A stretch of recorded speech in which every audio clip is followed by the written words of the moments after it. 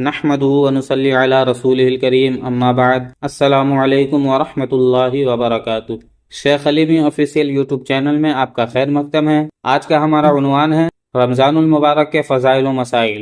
قرآن و حدیث کی روشنی میں آج ہم جانیں گے روزے کی اہمیت، روزے کے احکام، روزے کے مکروہات، سحری اور افطاری کا بیان، تراویح کے احکام و مسائل، صدقہ فطر کا بیان، خواتین کے لیے تراویح کے احکام و مسائل۔ تو آئیے ویڈیو کو شروع کرتے ہیں۔ اس سے پہلے آپ سے گزارش ہے کہ آپ ہمارے چینل پر نئے ہیں تو چینل کو سبسکرائب کریں اور ویڈیو پسند آئے تو دوست احباب کے ساتھ شیئر ضرور کریں۔ رمضان کی فضیلت۔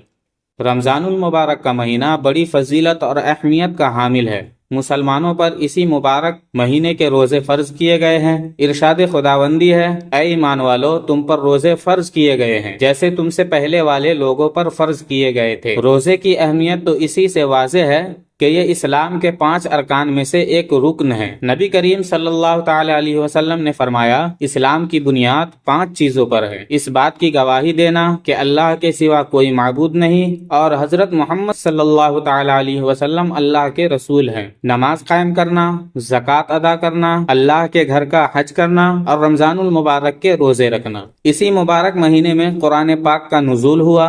ارشاد خداوندی ہے، رمضان کا مہینہ جس میں قرآن اتارا، لوگوں کے لیے ہدایت اور رہنمائی اور فیصلے کی روشن باتیں، تو تم میں سے جو کوئی یہ مہینہ پائے ضرور اس کے روزے رکھے۔ اس مبارک مہینے میں ایک برکت والی رات آتی ہے جسے شب قدر کہتے ہیں، جس کے بارے میں ارشاد خداوندی ہے، شب قدر 1000 مہینوں سے بہتر، اس میں فرشتے اور جبرائیل اترتے ہیں اپنے رب کے حکم سے ہر کام کے لیے۔ حضور نبی کریم صلی اللہ تعالی علیہ وسلم نے فرمایا، جنت میں 8 دروازے ہیں، ان میں ایک دروازے کا نام ریان ہے، اس دروازے سے وہی جائیں گے جو روزے رکھتے ہیں۔ روزے کے احکام۔ نمبر 1، روزے نماز کی طرح ہی فرض عین ہے۔ اس کی فرضیت کا انکار کرنے والا کافر اور بلا عذر یعنی بنا کسی شرعی وجہ سے چھوڑنے والا سخت گنہگار دوزخ کا سزاوار ہے۔ نمبر 2، شریعت میں روزے کے معنی ہے اللہ کی عبادت کی نیت سے صبح صادق سے لے کر سورج غروب یعنی ڈوبنے تک کھانے پینے اور جماع یعنی ہم بستری سے اپنے آپ کو روک لینا۔ نمبر 3، رمضان کے روزے کی نیت کا وقت سورج ڈوبنے سے لے کر سورج کے نصف النہار پر پہنچنے سے پہلے تک ہے۔ اگر کسی نے اس کے بعد نیت کی تو روزہ نہیں ہوگا۔ رمضان المبارک کہ ہر روزے کے لیے نئی نیت کی ضرورت۔ یاد رہے، نیت دل کے ارادے کا نام ہے، البتہ زبان سے کر لینا اچھا ہے۔ نمبر 5، روزے کے 3 درجے ہیں۔ ایک عام لوگوں کا روزہ کہ یہی پیٹ اور کھانے پینے اور جماع سے رکنا۔ دوسرے خاص لوگوں کا روزہ کہ ان کے علاوہ کان، آنکھ، زبان، ہاتھ، پاؤں اور تمام اعضاء کو گناہوں سے باز رکھنا۔ اور تیسرا خاص میں سے بھی خاص لوگوں کا کہ اللہ کے سوا یعنی کائنات کی ہر چیز سے اپنے آپ کو بالکل جدا کر کے صرف اس کی طرف متوجہ رہنا۔ رمضان میں بلا عذر جو شخص اعلانیہ کھائے پیے تو حکم ہے کہ اسے قتل کر دیا جائے۔ روزے کے مکروہات۔ جھوٹ، غیبت، چغلی، گالی دینا، بیہودہ باتیں کرنا، کسی کو تکلیف دینا، یہ چیزیں ویسے بھی ناجائز و حرام ہیں اور روزے میں اور زیادہ حرام، اور ان کی وجہ سے روزہ بھی مکروہ ہوتا ہے۔ کلی کرنا اور ناک میں پانی چڑھانے میں مبالغہ کرنا مکروہ ہے، یعنی کلی کرنے میں مبالغہ کا معنی یہ ہے کہ منہ بھر پانی لینا۔ پریشانی ظاہر کرنے کے لیے بھیگا کپڑا لپیٹنا مکروہ ہے، اس لیے کہ عبادت میں دل تنگ ہونا اچھی بات نہیں۔ منہ میں تھوک اکٹھا کر کے نگل جانا بغیر روزے کے بھی اچھا نہیں ہے، اور روزے میں یہ مکروہ ہے۔ نوٹ: روزے کی حالت میں مسواک کرنا مکروہ نہیں بلکہ سنت ہے۔ سحری اور افطاری کا بیان۔ حضور نبی کریم صلی اللہ تعالی علیہ وسلم نے ارشاد فرمایا، سحری کھاؤ کہ سحری کھانے میں برکت ہے۔ ہمارے اور اہل کتاب کے روزوں میں فرق سحری کا لقمہ ہے۔ اور دوسری حدیث میں ہے، اللہ اور اس کے فرشتے سحری کرنے والوں پر درود بھیجتے ہیں۔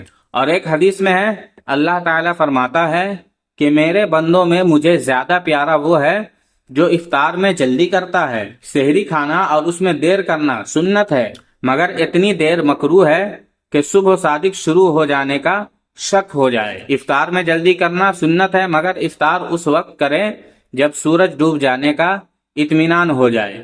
حضور نبی کریم صلی اللہ تعالی علیہ وسلم نے فرمایا، جب کوئی روزہ افطار کرے تو کھجور یا چھہارے سے افطار کرے کہ وہ بابرکت ہے، اور اگر نہ ملے تو پانی سے کہ وہ پاک کرنے والا ہے۔ صدقہ فطر کا بیان۔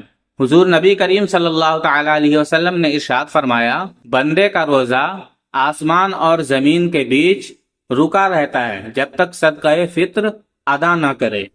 صدقہ فطر واجب ہے۔ عید کے دن صبح صادق شروع ہوتے ہی صدقہ فطر واجب ہو جاتا ہے۔ صدقہ فطر ہر مسلمان آزاد مالک نصاب پر واجب ہے۔ اس میں عاقل بالغ اور مال نامی ہونے کی شرط نہیں، یعنی مال پر سال گزرنا شرط نہیں۔ صدقہ فطر کی مقدار گیہوں یا اس کا آٹا یعنی 2 کلو 47 گرام یا اس کے برابر قیمت ادا کرنا چاہیے۔ جن لوگوں کو زکوٰۃ دینا جائز ہے ان کو صدقہ فطر دینا بھی جائز ہے، اور جن لوگوں کو زکوٰۃ دینا جائز نہیں ان کو صدقہ فطر دینا بھی جائز نہیں۔ تراویح کے مسائل۔ رمضان المبارک کا مہینہ آتے ہی تراویح کی بہاریں بھی آ جاتی ہیں۔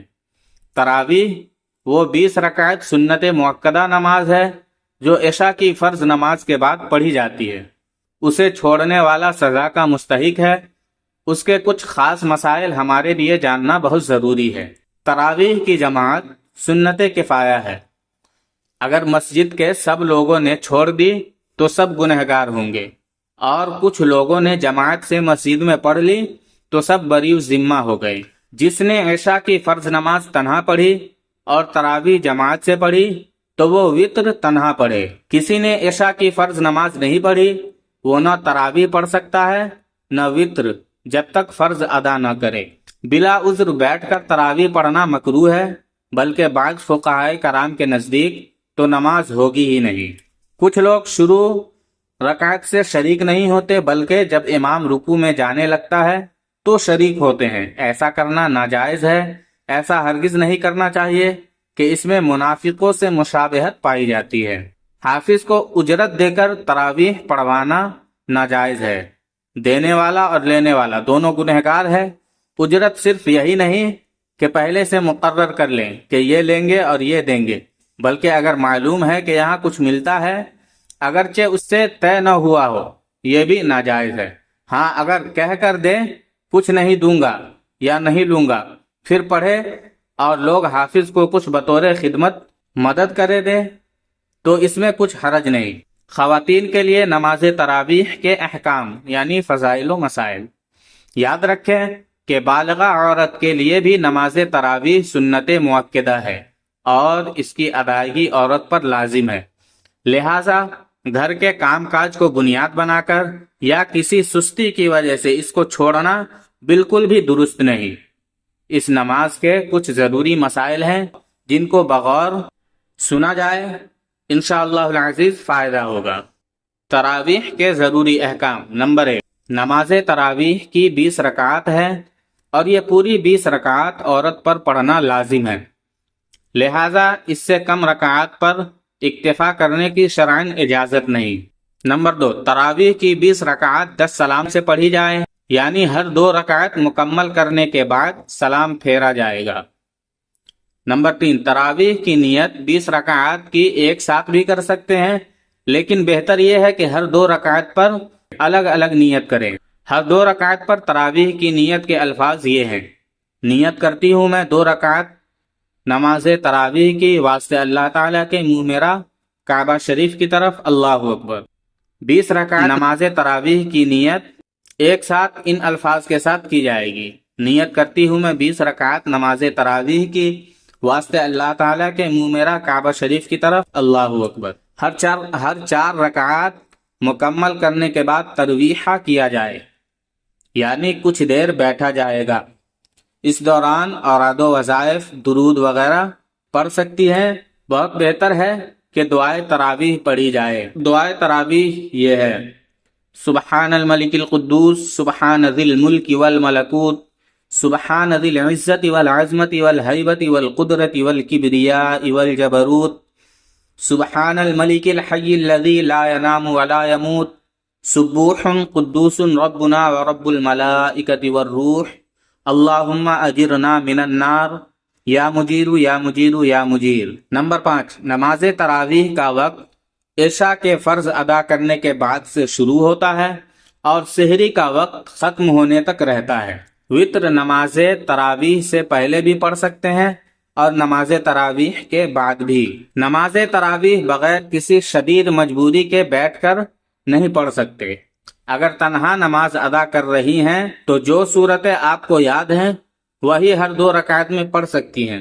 بہتر ہے کہ پہلی 10 رکعات میں سورہ فیل سے سورہ ناس تک پڑھیں، پھر 11 سے 20 رکعات میں دوبارہ سورہ فیل سے سورہ ناس تک پڑھیں۔ رمضان المبارک کی تمام راتوں میں نماز تراویح کی ادائیگی لازم ہے۔ نماز تراویح کی قضا نہیں ہے، لہٰذا اگر کسی رات نماز تراویح نہیں پڑھ سکی اور سحری کا وقت بھی ختم ہو گیا تو اب اس کی قضا نہیں۔